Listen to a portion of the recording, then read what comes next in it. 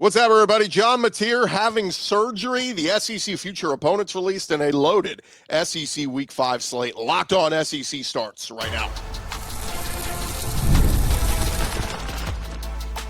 You are Locked On SEC, your daily podcast on the Southeastern Conference.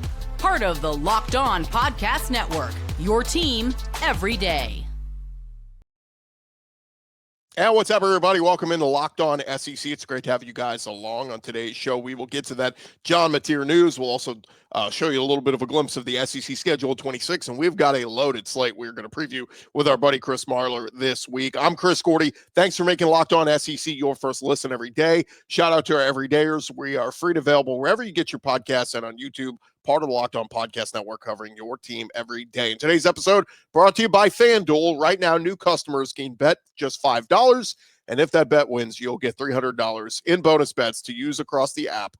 Download the app today. All right, we got to jump into it. As the news came out yesterday afternoon that Oklahoma quarterback John Mateer is going to have surgery on an injured hand. That surgery expected to happen today, and he will miss games. He is expected to return this season.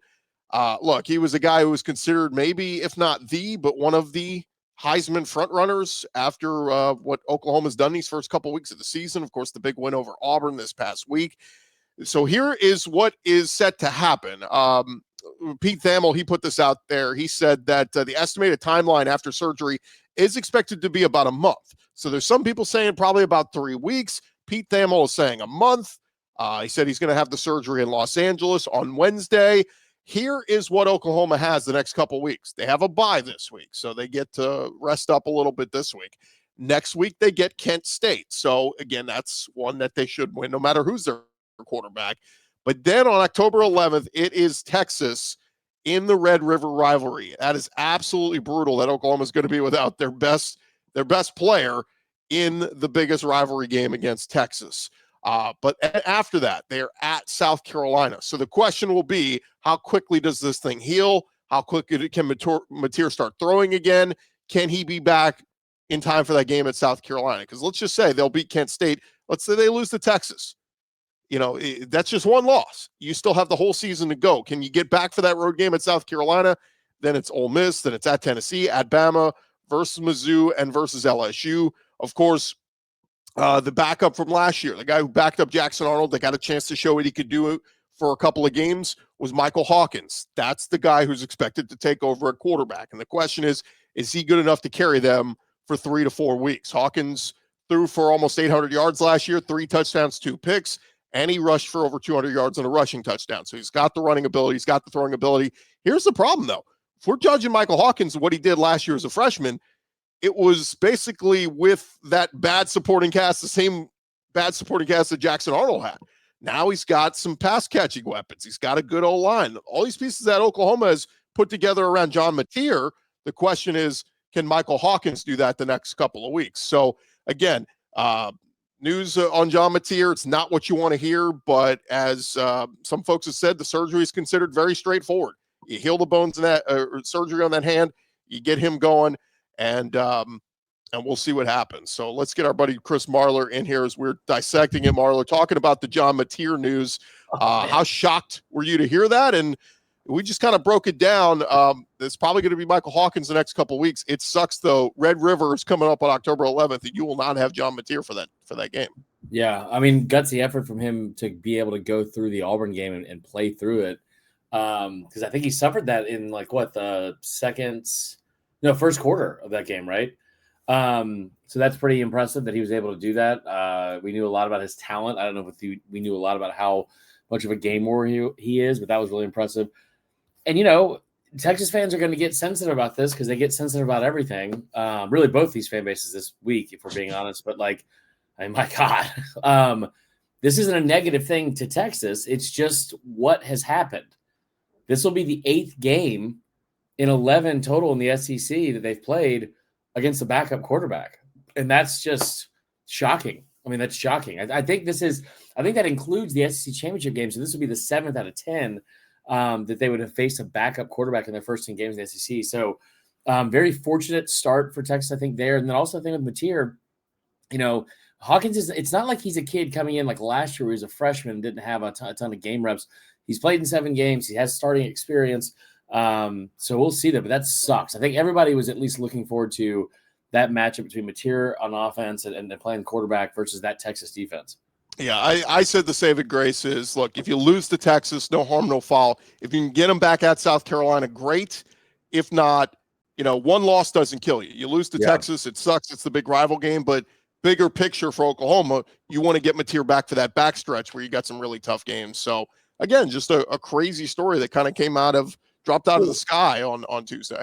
And it kind of puts them in a weird spot for Venables to kind of have to like make a decision. And I'm just thinking, like, we're all reacting to this, right? So I'm not speaking in definites or anything here, but I will say, like, Venables is a guy who came into the season kind of on the hot seat.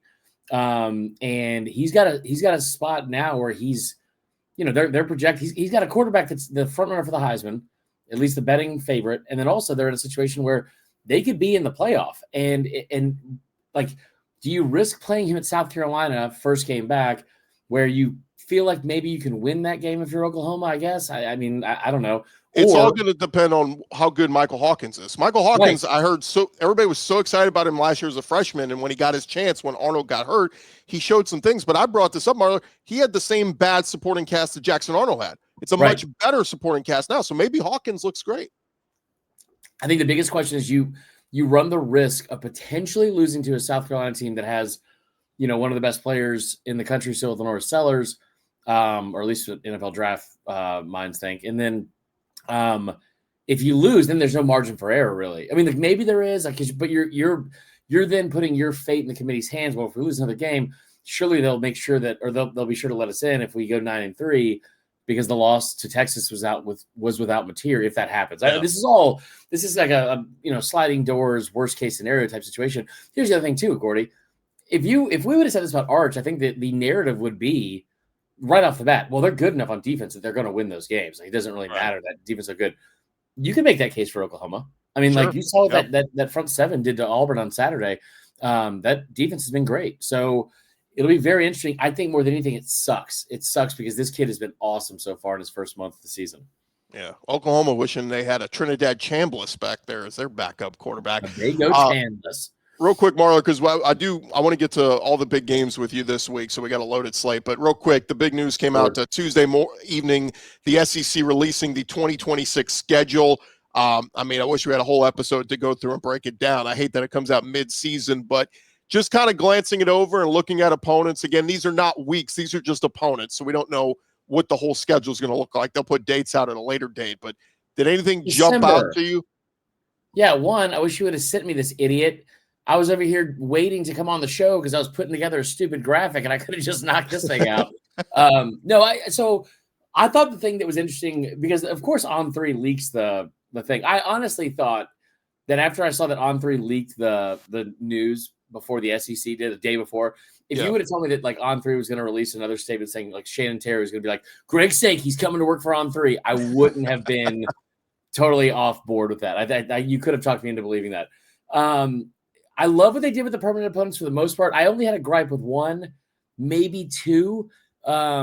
Mississippi State Vandy is whatever. I'm fine with them. I'm fine with them playing, but Ole Miss Vandy makes more sense to me because we've seen that game a ton. That felt like a lot of Jefferson Pilot 12:30 a.m. kicks that always ended in like a 27-24 final in September. The other one though that made no sense, and this is the only disappointment I have.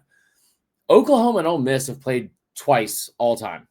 Why did they give those two a permanent or annual opponent? And maybe that's something they'll look at in 4 years because they're going to reevaluate it and switch. That we'll see. That was one thing for me. And then the other thing too, though, I thought was interesting was I heard about 2 weeks ago that LSU was not going to get Alabama, right, as a permanent. And so, and I was pretty confident in that. And then I was not surprised at all that you saw that game reintroduce itself in the first season of this in 2026. I thought that was definitely going to happen. But I didn't have a problem with that necessarily. I love the idea that they were trying to make sure there was a focus on natural rivalries and traditional rivalries and conjoined states, I think is the word they used. And most of the three opponents are an average of 281 miles apart. So you're in a 4-hour driving distance for at least 3 games a year from one campus to the next if you're a fan. I thought that was actually a positive thing the SEC tried to do to give back to the fan because, as you know, I've been very not on board with a 9-game schedule overall. Yeah, I think they did a pretty good job of trying to balance this thing out. Like I was looking at Texas. Okay, what do they get? They have to go to A&M. They got to play Oklahoma. They get Florida and Ole Miss at home. They got to go to LSU. That's that return trip from 2019 that was supposed to happen the COVID year in 2020 that Texas never came to Baton Rouge. So at least LSU gets that. My buddy who's a Tennessee fan texted me. He said absolutely brutal because I think they play Georgia Tech in week 2 next year. Georgia Tech's going to be pretty good, and they're going to be probably more. Tennessee's is? Yeah. Tennessee gets Bama at home, Kentucky at home, Auburn at home, LSU at home, Texas at home, at Arkansas, at South Carolina, at A&M, and at Vandy. I mean, overall, it's just that's a pretty tough schedule. So again, we got all off season to break that down, but just kind of fun that came out. And that's next season. That's 2026. Yeah. They put out the next 4 years. So I know again, we'll have all year to break that down, but we want to get into it, Marler. When we return, we will get into breaking down SEC Week 5. It's a loaded slate. We'll do that coming up next. Hey, but first, I want to remind you guys about our friends over at Mazda. And look, Mazda crafts cars for those who do more than simply move. Mazda delivers confidence with every ride, with more IIHS top safety pick awards than anyone else. From footwork to breathwork, athletes, they sweat all the details. Mazda, they bring the same intention to how they craft every model. You can feel Japanese craftsmanship in every detail, from the metallic accents to available Napa leather upholstery. You can make everyday drives feel like anything but, with smooth handling to intuitive controls. With all-wheel drive standard in every crossover SUV, you can drive with confidence through almost any season. Like our players, we sweat every detail, because when you make every moment move count, impossible becomes irrelevant. It is Mazda. Mazda, move and be moved. This episode also brought to you by our friends at Monarch Money. Most people can't name all their financial accounts or even what they're worth, whether it's a 401k, properties, investments. And when you don't have the full picture, you can end up leaving money on the table. And that's why we love our friends at Monarch Money. It is an all-in-one personal finance tool that helps bring your entire financial life together in one clean, easy-to-use interface on your laptop or your phone. Monarch is built for people with busy lives. If you put off organizing your finances, Monarch is for you. They're going to do all the heavy lifting for you. Don't let financial opportunity slip through the cracks. You want to go to monarchmoney.com and you want to use code LOCKEDONCollege. Put monarchmoney.com in your browser. Use code LOCKEDONCollege for half off your first year. That is 50% off your first year at monarchmoney.com when you use code LOCKEDONCollege, monarchmoney.com. All right, let's dive into it as we bring back our buddy Chris Marler. Marler, by the way, thanks for making Locked On SEC your first listen every day. Shout out to everydayers. Keep coming back and checking us out each and every day. Marler, as we dive into it, let's get to some of the early games on the slate. 11 a.m. Central on ABC. It is Notre Dame at Arkansas. Notre Dame still ranked number 22 in the country. They are 1-2 despite giving up, 30 points to a bad Purdue team last week. Arkansas fresh off that disappointing loss to Memphis, but the offense is still very good. What do you make of this one? This is the kind of game that Sam Pittman will win, and I think it'll piss off people more than anything. God, that's a hideous sweatshirt. Why did they do that? I think I like Arkansas's chances. I'm still in the boat that I think Sam Pittman can be like a strong bounce back guy this season. I don't know what the schedule has after this. I was hoping this would be a situation where maybe you could get yourself to 3-1. So if you leave September 3-2, you're in a good scenario, because the 2 losses on paper would have been to Notre Dame and Ole Miss. I love Taylor Green this year when he's playing like this year's Taylor Green. Last year's Taylor Green reared its ugly head in the fourth quarter of that game. Threw an interception to start. And here's the problem too, man. I said this on the squad show the other day before I got yelled at, and that's funny. That is, they were 17 of 17 in the red zone to start the year. All 17 trips were touchdowns. The fourth quarter of this past week, You have an interception, I think it was on the 15-yard line or so in the red zone from Taylor Green. And then you have the fumble to end the game. So it wasn't just the fumble that lost them that. I like them in a bounce back spot, man. I really do. I think, if I'm being honest, part of this is my inherent hate for Notre Dame, but I'm going to take Arkansas. Yeah, I just think, again, Notre Dame, they got a lot of good dudes. Freeman has recruited very well. Yeah. You can look at it and say their 2 losses are two really good teams. So, Notre Dame's maybe not all that bad. I wish it was a night game. If it was a night game, I'd be all over Arkansas. I know, that sucks. 11 a.m. feels like maybe Notre Dame gets a turnover or two and finds a way to win. But I'm with you. Taylor Green's playing lights out. And I don't know if I buy the Brandon Marcello report that Bobby Petrino wants this job and he's calling people to try to get this job. Like, I don't know. Brandon Marcello is not a guy that would make that up. Right. That's also insane. I just assumed that was a fake account, or a fake. Like the 2 things that have come out from there and then material, I was like, there's no way this is real. Yeah. No but isn't he the same guy that left a note for Joey Harrington? Was like, I'm leaving the Falcons. See ya. So, No, don't remind me of that. Don't put it past Petrino. A quick thought. Just a quick thought, 11:45 a.m. Central on the SEC Network. It's Utah State at Vandy. Vandy's undefeated. Utah State's 3-1. I had somebody tell me, be careful with this one. Vandy, they got Bama up next. If they shift their focus and take Utah State lightly, they could be in a close game here. So not that I know much about Utah State. I just know, Marler, there's a chance Vandy wins this one. They're 5-0. Like, what in the world are we living in? I know, it's awesome. I don't think they'll overlook them. I don't know what the spread is. I would take Utah State strictly because this is the same scenario, almost the same exact week a year ago that we saw Vanderbilt do this, where, they went to Georgia State and for whatever reason had a lapse in focus and then lost at Georgia State. Pavi has been really great. The team seems to be really focused. Here's the reason why I'm not concerned about them getting in a weird spot with Utah State. It's not like Vandy's 4-0 and they're like eking out wins. I mean, their margin of victory is they show up, they physically push you around, and then you look at their last 3 games. I mean, who'd they play this past week? It was a nobody. It was Georgia State. Yeah, and they beat them by 49. They've won every single game by at least 20 points, I believe. And then you look at the Vodtech was by 24, South Carolina by 24, this week by 49. I mean, dude, you're talking about they've won their last 3 games by almost 100 points. And so they have been able to really, really put it on some people. 21.5 is what FanDuel has Vandy is. Vegas seems to always know something, and I don't love that. Yeah, watch it. Utah State will be within 14, and then Vandy will score like a late touchdown. To get it late. UMass is 0-3. They're at Mizzou. I don't know. That's that weird. They did a home and home with them for some reason. They went to UMass last year. So I don't think Mizzou's in trouble. But again, a chance for, if Mizzou wins that one, which they should, 6:30 Central on ESPNU, Mizzou will be 5-0 and climbing up the rankings. And again, another danger team. We're talking about a chance Mizzou and Vandy at 5-0. It's nuts though. I mean, it's not, because they're good football teams. People just have sat here. Like, the reason why people don't pay attention to Mizzou especially is geographically they have just made up in their minds like they don't belong here. And I will say this till I'm blue in the face, man, which, I mean, like, I'm not in great shape, so that'll probably happen sooner rather than later. And that is, this is a team that came into the SEC and got to the SEC championship twice in the first 3 years. And people just want to have this low-hanging fruit, weird cliche, like, oh, they don't belong here. I love what we're seeing out of Drinkwitz. I think they got some stuff to improve on. The secondary is very questionable after what we saw with Lenore Sellers. But I think the storyline for this week in this game is, how many yards are you going to get Ahmad Hardy? Like, it's at least 100, but you could start a little bit of a Heisman campaign for him this weekend if he goes over 200.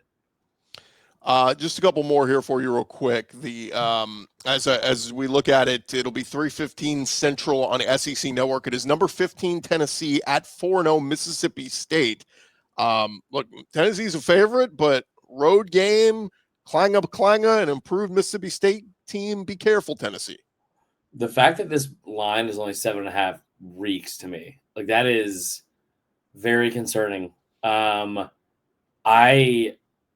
I don't get. Oh, it's bottom to 8.5. Well, this is. I made this last night, so yeah, it may have moved down to 7.5 by now. But that's wild to me that it would be even that close. Like, I thought this would be like a 14-point type thing. Yeah. So that is interesting. I think it's very interesting because I when I first saw it at 7.5, I was like, That to me is a better that I'm going to buy a point, hammer it, and then have Tennessee win by 7, which I still feel comfortable with them doing. But it is interesting that Vegas put that line out there because it's not like they've ever been super high on Mississippi State. So love what Levy's doing. Also love what Joey Aguilar's doing. They need Chapin to have a Joey Aguilar type performance, I think, if they're going to win. He's been good, but he hasn't been great necessarily. Like, he's just not putting up numbers that are going to wow you. He's going to have one of those games if they're going to win this weekend. Another one real quick, 6:45 Central on SEC Network. It's 2-1 Kentucky at 2-2 South Carolina. I saw Mark Stoops kind of praising Williams-Brice this week, saying it is a house of horrors. It's a place that Shane Beamer at night and Williams-Brice has been very good. And Cutter Boley, they're making a change of quarterback. He's going to be the quarterback for Kentucky, but this one just feels like one that South Carolina almost has to stop the bleeding here. Yeah, Cutter Boley, fantastic leather belts is what that sounds like to me. Should be really good. Should be a good game. I was also surprised about this line at 6.5. I thought South Carolina made some improvements last week. Listen, Mike Shula is getting a ton of hate and deservingly so in some cases, but he also was dialing up some stuff the other day against Missouri that was open. And I mean open to where they could run for a while, probably into the end zone, if Lenore Sellers just has time to see it. And I think this will be interesting. Them getting back at home. I think they get back in the right spot. I know Kentucky's coming off a bye, which is concerning, but I just think that this is like almost a must win for Beamer at this point. If they don't win this game, you don't have anything else on the schedule besides maybe Coastal Carolina that you feel like that's a definite win. One more here real quick, and then we'll get to the two big ones this week. How about Auburn at Texas A&M? Auburn fresh off the tough loss at Oklahoma, going into the Lions' Den of College Station. A&M coming off their bye week, but they had the big emotional win over Notre Dame. So, great offense for A&M, but Auburn's defense really impressed me last week overall with what they did at Oklahoma. Yeah, I agree. I was one of the things that was kind of cracking me up with the Oklahoma stuff because their fans being so defensive about that overturned call, and then people saying like, oh, you don't think we're going to score? Like, I don't know. You called a trick play. You didn't feel super confident you were going to score. And last time I checked, you guys were also losing going into the fourth quarter. Or at some point in the fourth quarter. So, I think the Auburn thing, this is a really interesting spot for Hugh because if they win this game, it should quell all the bad feelings from a week ago about the team and how they performed. Not like them getting screwed or whatever, but like it should make them feel a ton better going on the road. I think they're 7-8 all time against A&M. I don't think they've played super well out there, but I could be totally wrong about that. I know they lost there they won there in 2013. I think they've only won once there since. I could definitely be wrong about that. But I do think that am I wrong about that? Look it up while I'm blabbering over here. I think Marcel Reed has been awesome. And I think this is a secondary you can get some yards on. And so Casey Concepcion, like what they have at receiver there, Mario Craver, like they could have big games because this secondary is it's been a liability at times. I will also tell you that I think that the defense for Mike Elko has been a big concern. I mean, you've given up over 20 points in every game and you haven't really gotten to the meat of the schedule yet. So 19, Auburn won 28-20, 20, A&M won, 21 A&M won, Auburn won at Auburn in 22, College Station, A&M won in 23, Auburn, of course, Auburn won in the 4 overtimes last year. But in College Station, they've struggled there, right? In College Station, A&M has won 2 in a row. Yeah, last time Auburn won there was 2019. Okay. All right, well, there you go. When we come back, we'll get to the two biggest games of the weekend. More Locked On SEC here in just a sec. Hey, but first, we'll leave Marler on with us. I want to talk about FanDuel. We were just talking about some of the betting lines. Of course, NFL is underway. Got college football underway. And right now, FanDuel is getting you ready for kickoff. New customers can bet just $5. And if your bet wins, you'll get $300 in bonus bets to use across the app. We love using the FanDuel app. And, let's bring it up. Let's look at our betting lines this week at FanDuel. In college, in the SEC, you got Bama at Georgia sitting at Georgia minus 2.5. Ole Miss hosting LSU. That line's about 1.5 minus for Ole Miss. Tennessee, an 8.5 point road favorite at Mississippi State. A&M sitting about a 6.5 home favorite against Auburn. And Arkansas getting 5.5 plus 5.5 at home against Notre Dame, and South Carolina, the home favorite against Kentucky. South Carolina minus 6.5. Of course, if you're ready to play, just download the FanDuel app, and you can visit FanDuel.com to get started. That is FanDuel.com. Go place your first $5 bet, and if it wins, you will get $300 in bonus bets to use across the app. So much fun with FanDuel. All right, Marlo, let's get into it. The two biggest games of the weekend. Let's start in Oxford at 2:30 Central on ABC. It'll be number 4 LSU at number 13 Ole Miss. Both teams undefeated. Something's got to give. LSU with a much improved defense, but Ole Miss, their offense looking pretty good no matter who the quarterback is. Trinidad Chambliss has been great the last 2 weeks. How about the news that I think it was Tuesday? Lane Kiffin says Austin Simmons back at practice. I almost wonder, is that mind games? Is he doing that just to make LSU have to prepare for both quarterbacks? What say you? Probably. I said this, I think, the other day to you, or maybe it was Mike Bratton, I don't know, but like, this isn't a quarterback battle. You've got two quarterbacks that have had the same sample size, 2 games, same sample size. Which quarterback has performed better? It's Chambliss, right? Which quarterback has played tougher opponents in his 2 games? Chambliss. Which one has more starting experience at any level? Chambliss at winning titles at Ferris State, right? This is an easy decision. Like, and I don't know why you would, one, take the ball out of your hot hand, with him, with LSU coming to town. And then I also don't know why you would throw in a kid who, no offense, because I think the ceiling clearly has to be higher with them. That's what they feel. That's what they saw in their, to make the decision to start Simmons, and after fall camp. I get it. But like, you can't go screwing around with this game and chance that this kid who hasn't played in 2 games really is going to come in, be fine against what is going to be maybe the best defense they play all year and arguably the best defense in the country as of right now. I think it's up there. So you start Chambliss, and if he can't go or doesn't give you a great look, then sure, maybe you make the change later. But like, I don't think this is a QB controversy at all. On the LSU side of it, Caden Durham being out is concerning, only because LSU is last in the SEC in rush defense. I think that's something that LSU is going to try to take advantage of. I think that the name that comes to mind for LSU for me is Chris Hilton. Chris Hilton told me in Atlanta, this is a game that he felt like he personally lost 2 years ago. Chris Hilton is going to have a breakout game, and I think LSU is going to go on the road and win this game. LSU's good, man. LSU's really good, and I think that them being so good at defense and special teams and letting the offense catch up to him is only going to pay off dividends. Yeah, this is, to me, Blake Baker's defense struggled stopping running quarterbacks last year. How have you improved? DJ Lagway didn't really try to run it. I mean, Cade Klubnik didn't really try to run it. If Chambliss tries to run, how quickly Harold Perkins and the Weeks brothers and all those guys swarm and contain? And who will Landry Kiffin be rooting for?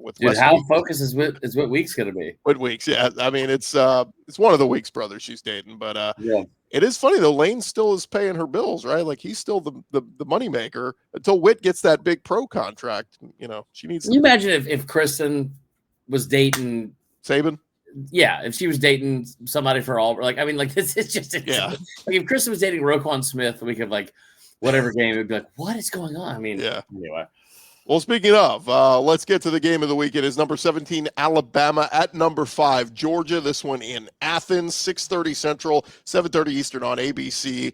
Sanford Stadium, Ty Simpson has played phenomenal the last 2 weeks. Alabama looked like a different team when they got back home in Bryant-Denny Stadium. Sounds like they're getting healthier, getting Tim Keenan back, Jam Miller back at running back. I did see Jamarian Latham, had some kind of medical emergency that he had to take care of. Injury had to be taken to the UAB. Yeah, but regardless, I think I don't think we're going to see the Bama team we saw week 1. I just don't know how they. But Georgia, they didn't look like Georgia at Tennessee. So this is a very much of a game. Show me who you are. You said Bama looks like. I know you got to go record the other show, so I'm gonna actually keep this one pretty quick. You said Bama looked like a different team where? At home. They're on the road. They're 2-6 in their last 8 games on the road. All 5 of DeBoer's losses at Bama have come away from home. I grew up in the state of Georgia. I've heard Georgia fans tell everyone that could hear within a barking distance, literally, that they are the champions of August, that this is our year. And they've said it over and over again. And they've said it for the last 20 years when it comes to Bama, right? Like, we're going to, like, I heard it in 2012, 2008, 2015. They were favored in that game. 2020 in Bryant-Denny, 2023 SEC championship. Last year after Saban retired. This is the game I think that you're finally going to convince me that Kirby exercises some demons here. 2.5 points, hammer, like the lock of the week. They're playing in a place they've lost one game in the last 8 years, and it was a fluke against our South Carolina Gamecocks over here. And DeBoer hasn't. They haven't been focused on the road in the first place. They don't play well on the road in the first place. And here's the thing I keep going back to: Ty Simpson is awesome. Ty Simpson's awesome. I think he's one of the best quarterbacks in the SEC. They don't have a run game to support them. They cannot run the football, and we'll see with how much they try to do that with Jam coming back. But Ty Simpson is great when he has a pocket, and he was 3 of 14 in that Florida State game when under pressure. Kirby and what's his name are going to blitz him all night. It'll be like that scene from Remember the Titans, and I think he will throw for 300 yards in this game. Georgia will win by 11 points, and Georgia will win that game. Wow. Ryan Williams, if he has the monster game this week, that might be. I mean, he did it last year against Georgia. He had the answer that put the put scary this one thing for Georgia is that they've got to figure out a way to defend him, Isaiah Horton, Jeremy Bernard, and this new kid Lazio that's getting some run too, wearing the same number as Jalen Waddle, and I'm looking like it was about as fast too. So it'll be interesting. And look, Joey Aguilar lit up the Georgia secondary. So let's see what Ty Simpson can do. Again, I'm leaning home team because I picked Georgia and LSU to make it to Atlanta. So I'm going to pick both of them to win this weekend because need that for the prediction. But anything can happen. I wouldn't be shocked if Ole Miss wins. Wouldn't be shocked at all if Alabama wins. So we'll see. If you're giving me a 2.5 point spread to a team that's lost one game in 8 years at that home spot, you just have to take it. Hey, Alabama players, they got their player. I heard their girlfriends are coming to the hotel. I heard they're ordering DoorDash. So, it's whatever that was week 1 against Florida State. So, That's going to do it for this edition of Locked On SEC. Thanks to Chris Marler. I'm Chris Gordy. Hey, and for your next watch, you should check out the college football kickoff show every Thursday throughout the season, only on Fire TV. Gary Patterson joining the panel there. Great stuff with him. This has been Locked On SEC. We'll talk to you guys tomorrow.